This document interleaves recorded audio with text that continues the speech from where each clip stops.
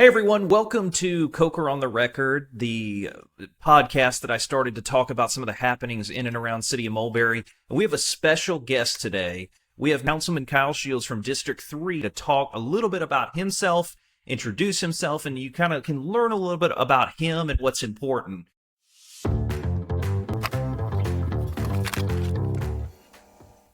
So Kyle, first off, thank you for being here. But let's kind of get started. If you could just kind of maybe tell everybody a little bit about you, kind of where do you come from, what's your history? Talk a little bit about that. Sure. Thank you, Michael, for having me. Appreciate it. Moved to the state of Georgia from by way of Southern California about 19 years ago. My wife is a school teacher. She works over at Puckett's Mill Elementary School there for Gwinnett County. And we live about, I'd say a mile or so from there. First neighborhood I pulled into was Hamilton Mill and fell in love with it.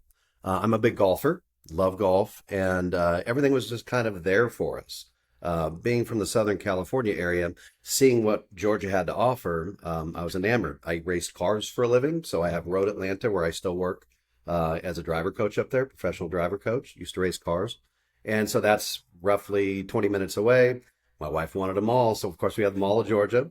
Love golf, and so when you're coming down into Hamilton Mill, it's gorgeous, where you see Fred Couples' design Hamilton Mill Country Club there, and of course the water wheel where it says Hamilton Mill, a hometown. So it just makes it feel special. And pulling in, honestly, we bought the house in the very first neighborhood I pulled into. Oh, wow. Yeah, and so we pulled right into that neighborhood, fell in love with it, and here we are, 19 years later. I want to kind of break that down a little bit. You said a couple really interesting things. One, you said that you've come from the race car business. I know that's not very common. No. Obviously we have, the Elliott family here in Georgia. But for those that are maybe big time race fans or kind of know a little bit more, can you talk a little bit about that, your history, kind of what Sure. you did with that? Yeah. So my dad owned a speed shop back in the 1950s in Southern California, building hot rods. And so I grew up on a creeper going to the junkyard and building cars with him. And he would take me to the racetrack. Well, I fell in love with racing. And my dad didn't have quite the money needed to go and venture onto the higher levels, but he was a great mechanic. So we got to a certain place, and then basically I just had to do the best that I could as a salesperson and also as a race car driver to get to one of the highest levels of motorsports, and that's called IndyCar racing. Okay. So I got to race one step below the big guys. It's called Indy Lights. Did that back in 2000, 2001. And then moving here to the South, open wheel racing isn't the best, or the biggest, I should say, for fan base. So NASCAR's big. So what I did is pursued some NASCAR driving and actually got all the way up to a test drive with a guy by the name of Richard Childress Racing, RCR. So tested a NASCAR truck with a guy by the name of Brendan Gaughan, who raced for them. The difference is this: yes, I had good talent and I actually beat the benchmark time, but Brendan's dad and granddad own 4 casinos in Las Vegas, so that kind of helps out with monetary, Okay. money. I mean, racing is a lot about money, not just about speed. Okay. But I held my own out there, and I still coach and instruct up at Road Atlanta. Sports cars, open wheel. In fact, I'm leaving coming up here next week to go to Laguna Seca Raceway to coach for Alan Berg. So Alan Berg's an ex-Formula One driver. He has a racing school. We used to race against each other in Indy Lights in Mexico. Okay, So, that's yeah. awesome. That's awesome. So, yeah, obviously that's unique, right? I mean, not everybody has that racing history. And to hear the difference between the open wheel and the NASCAR, obviously, my son's very into that. So to kind of hear the kind of firsthand accounts is pretty cool. So kind of moving into, I know you said that you live in Hamilton Mill. Yes. Obviously, you're the District 3 representative. Why did you decide to run for city council? I mean, obviously, I know that everybody kind of had their own reasons. Why did you decide to run? Why was this important to you? If you could speak to that a little bit. Sure. I was heavily involved with the neighborhood as the vice president of the HOA. That's the Homeowners Association there in Hamilton Mill. Roughly 2,200 homes. So it's a very large neighborhood and encompasses a lot of acreage.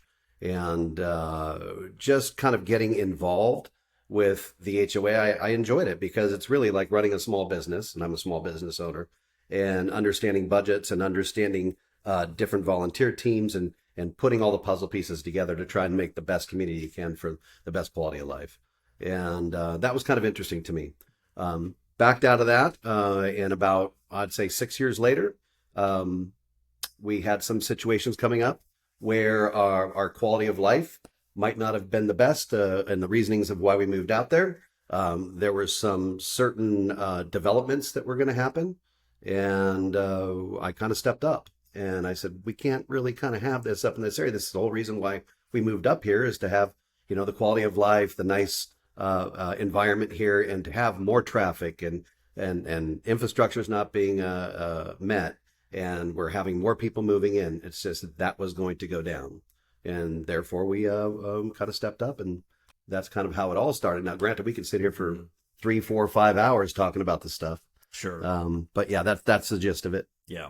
Well, and I was going to say, too, obviously, I remember when the city was created, right? I remember watching the vote when it was the referendum to determine whether the city would pass. Mm-hmm. And, we watched the districts kind of come in one at a time. And for whatever reason, I don't know why, maybe you do, Hamilton Mills District was one of the last numbers to come in.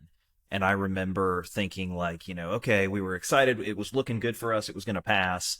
And then when we found out that Hamilton Mills District was the one that was outstanding, obviously we felt pretty good because we knew that the City of Mulberry was something that Hamilton Mill had really wanted. They were very vocal and had told us this was something that they wanted. And then obviously that vote came in and it was overwhelming, right, in favor of the city. So, can you talk a little bit about that? I mean, what are you doing to kind of work with, and I don't want to say, I know you represent other neighborhoods besides Hamilton Mill as well. So, but working with those Hamilton Mill residents, with the other neighborhoods that are nearby, what are you doing to kind of further this desire that the Hamilton Mill area community had to have this city? Like, how are you playing a role in that? Well, I'm very social, and I love going out, meeting people, talking about things. And I've been a member of the actual golf club at Hamilton Mill, and that seems to be kind of the nucleus of the neighborhood. It is right in the middle of Hamilton Mill, and a lot of people golf. And word of mouth is big in this type of stuff. And if you show a passion for something and you have facts to back it up, people will listen. And the hard part I found out, because I'm not a politician, first time I've ever done all this stuff, is getting people to the polls.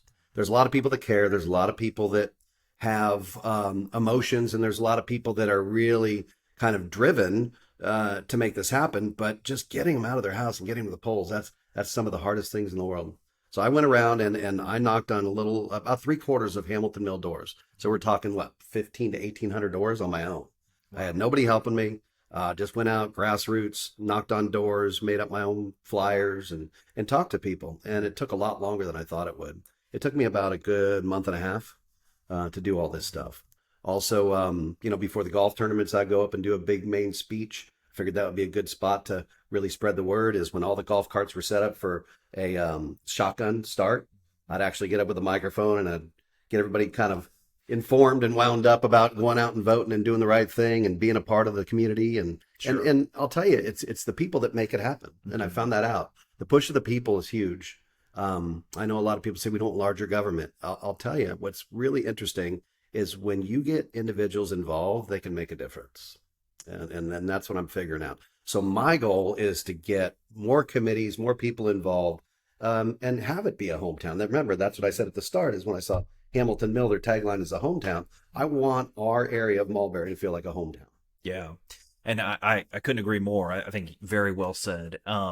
And so if you had to pick kind of maybe the 2 to 3 issues that are important to you, important to the residents of District 3, that you feel like you want to tackle as a city council member, what would be those 2 or 3 issues? Yeah, well, it's interesting. And also what I like about the city and how it was chartered is we have districts.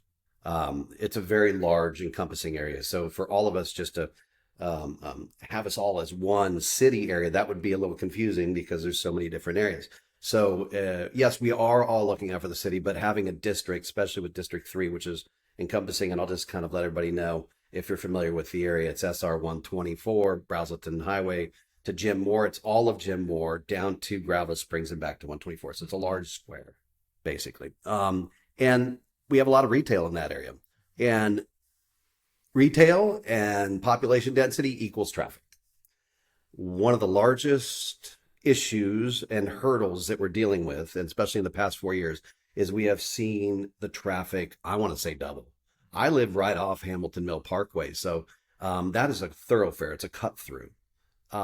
Even after the Gravel Springs exit was made, it's still like a freeway. A lot of it has to do with overdevelopment.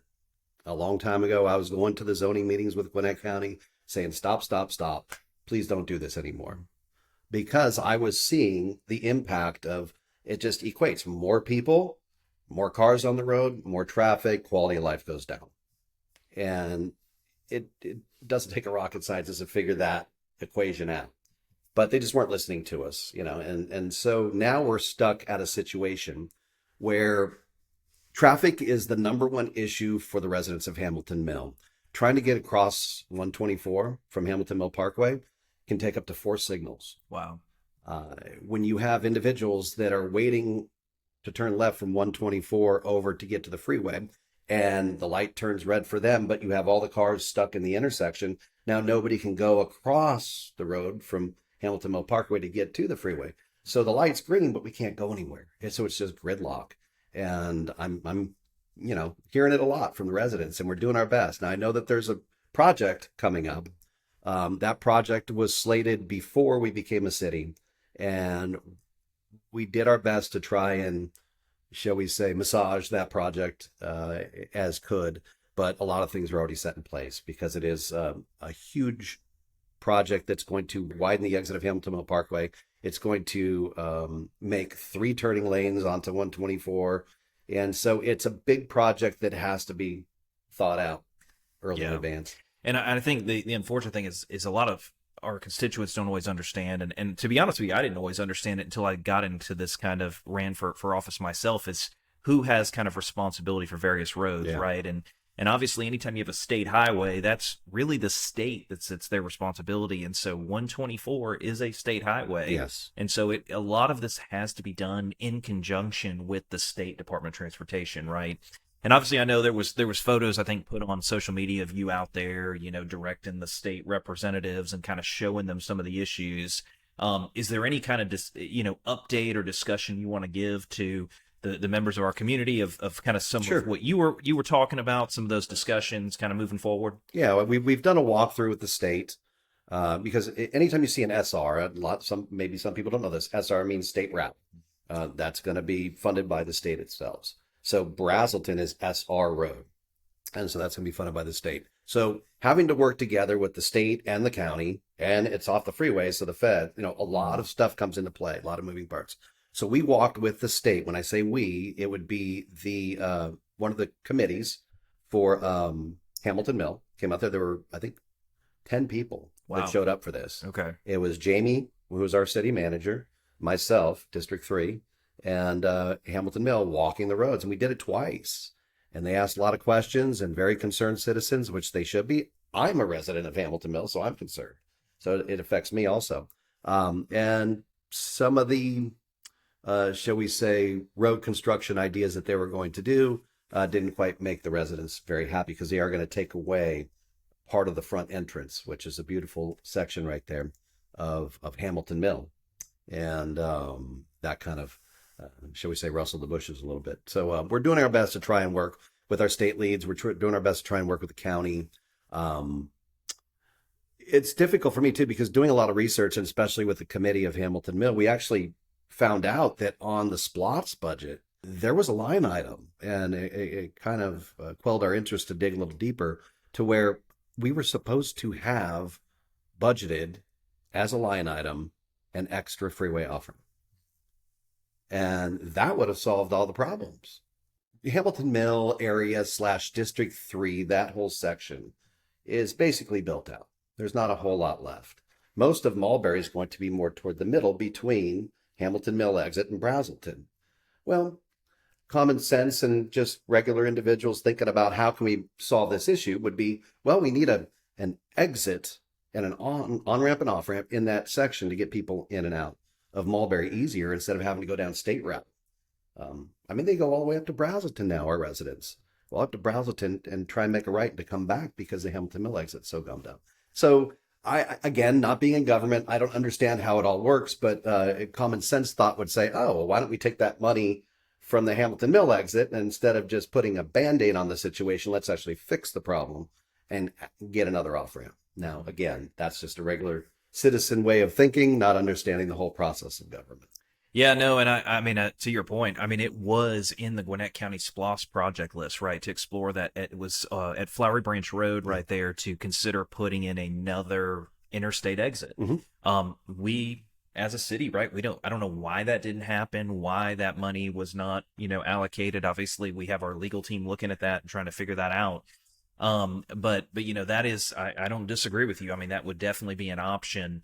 I will tell you that when I spoke with the DOT, they did say that it is a long process. They said if we were to get an access point there, it can take up to 10 to 15 years. So unfortunately, we'll be long gone from the city of Mulberry at that point, given our term limits. But this is something that we are always trying to explore and continue. So obviously, traffic's something that's important to you.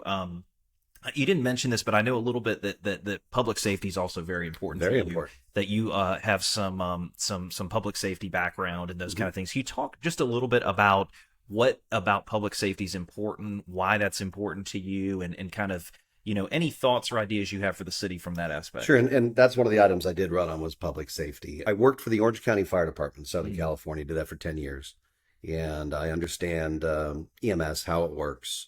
What happens at calls, understanding, the empathy and really kind of listening to the people and what they're looking for.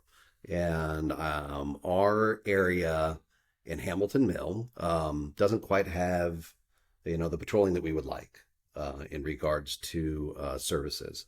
Now, fire department's fine. I think it's just with the public safety, with the police. I've had a couple of situations. One, my wife's vehicle got broken into on the tennis courts. We were told that our area is an easy place to hit because we're right off the freeway. Unfortunately, a lot of the cars on the tennis courts got broken into. Unfortunately, response times weren't the best at that period of time. We even had videos, and all we were told is well, they're probably somewhere down near the airport now. So that was kind of the response 20 minutes later. So a lot of individuals for just say petty theft that was happening, garages broken into, cars broken into. Those are the types of crimes we were ending up with. But, that's important to the residents because that means a lot to them at that point. It might not be massive crime to the police officers and what they see on a day-to-day basis, but to the everyday citizen, that's a big deal in their life. Yeah, and I will tell you, I mean, obviously, I know that's something that's very important to you. You have a background in it. You're always very passionate about it. I want to tell you that I very much respect that because, I mean, your number one priority is keeping this community safe. And I think that's a huge deal and something that's very important. As we kind of get here near to the end, if you were speaking to the residents of Mulberry and to your constituents, is there anything else you'd want to say to them or things that you want to convey to them that are very important to you? Or are there any other items like that? Well, I'm here for the people. I am the mouthpiece of District 3. So if you have any situation, any issues, whatever it is, I'm always available. Feel free to call me or email me, or we can even sit down and chat. We've had that happen too, where I will listen and I will do my best to try and make mountains move for you. And that's just my job. I took on that role. And again, I am speaking not on behalf of myself, but I am speaking on behalf of all the residents of District 3. And I too am a resident. So it means a lot to me also. This is grassroots. I'm here for you guys. And I will echo that. I mean, Councilman Shields is probably one of the most accessible councilmen out there. I mean, whether you don't see him on the golf course, the 1818 club. Sounds like I don't work. Yeah, no, I wasn't saying that. But he is somebody who is very responsive to this community and is always available, always seems to be willing to talk with a constituent, hear your concerns, and kind of move forward. So, I feel like I've learned a lot from you and that about how to provide good service to the constituency. I mean, that is something I think that has always been important to you, which I very much respect. But so for those listening at home that want to get in touch with you, what's the best way for them to reach you? What do you recommend? Can they send you an email, give you a phone call? Yeah. Either one, phone call or email. All of our information's on our website. Perfect. And, I've got my separate phone just for the city. If you have my personal phone and you're a friend of mine, call me up on that. It doesn't matter. Either one will work. Okay. Just try and get a hold of me, and I'll always try and reach back as soon as possible. Awesome. Sounds good. Well, Councilman Shields, thank you so much for being here. We appreciate the information, hearing what's important to you to Mulberry. If you guys like getting updates like this, learning more about Mulberry, learning about the individual representatives and kind of different initiatives that are moving forward, obviously like and subscribe to this podcast. But until next time, thanks for listening.